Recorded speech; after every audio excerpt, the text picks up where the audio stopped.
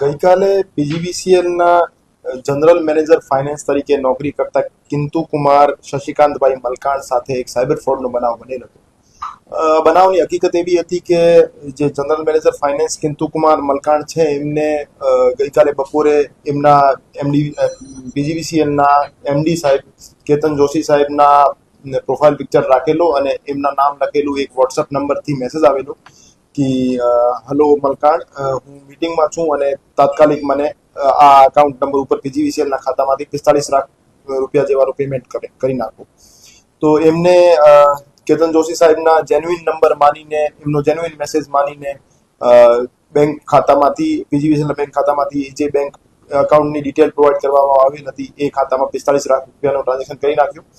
આ ટ્રાન્ઝેક્શન થયા પછી 30 લાખ રૂપિયાનો ટ્રાન્ઝેક્શન કરવા માટે ફરીથી મેસેજ આવેલો.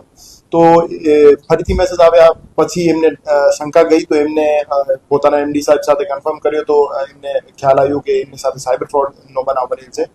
તો એના પછી એમને રાજકોટ શહેર સાયબર ક્રાઇમ પોલીસ સ્ટેશનનો સંપર્ક કર્યો અને જે એમની પાસે વિગતો હતી, બેંક અકાઉન્ટ નંબર અને વોટ્સએપ નંબર, એના આધારે જે બેંક અકાઉન્ટ ધારક અને વોટ્સએપ મોબાઈલ નંબર ધારક વિરુદ્ધ એક ગુનો દાખલ કરવામાં આવે છે અને એ ગુનાની તપાસ હાલ cyber crime police station Rajkot શહેરમાં ચાલી રહી છે.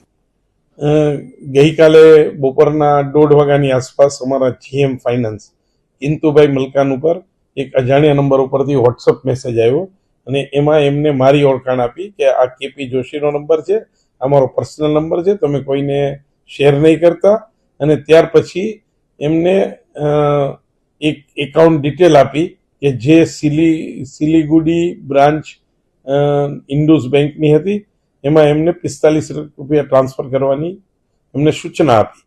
ત્યારે શ્રી મલકાને આ બાબતની મારી જોડે ખરાઈ કરવાની જરૂર હતી, કારણ કે આ પીજીવીસીએલના વેન્ડર પણ નહોતા અને આ પ્રકારની ભૂતકાળમાં પણ અમે કોઈ સૂચના નથી આપી અને આ પ્રકારની સૂચના આપવામાં પણ ના આવે. આમ છતાં પણ તે લોકો વધારે પડતા વિશ્વાસના કારણે એમને આ પેમેન્ટ પ્રોસેસ કરી લીધું અને એમના ખાતામાં જમા કરાવી દીધા. ત્યાર પછી બપોરના 3:30ની આસપાસ ફરી એમને કોલ આવ્યો અને એમાં 30 લાખ રૂપિયાની ફરીથી એને ટ્રાન્સફર કરવાની વાત કરી. આવા સમયે તેઓ મારી પાસે ખરાઈ કરવા આવતા મેં એમને જાણ કરી કે આવી કોઈ પણ પ્રકારનો મોબાઈલ નંબર હું વાપરતો નથી, આ મારો મોબાઈલ નંબર નથી, આ પ્રકારનો મેસેજ મેં કરેલ નથી. એટલે ત્વરિત એમને ખ્યાલ આવતા મેં એમને સૂચના આપી કે તમે સાયબર સેલમાં જાઓ અને ઇમિડિયેટલી આ પેમેન્ટ સ્ટોપ કરાવો અને પાછી એમાઉન્ટ મેળવવાની કાર્યવાહી કરો. આ અનુસંધાને કિંતુભાઈ મલકાને સાયબર સેલમાં એની એફઆઈઆર દાખલ કરી છે અને પોલીસ વિભાગ દ્વારા આની વિશેષ તપાસ હાથ ધરવામાં આવી છે.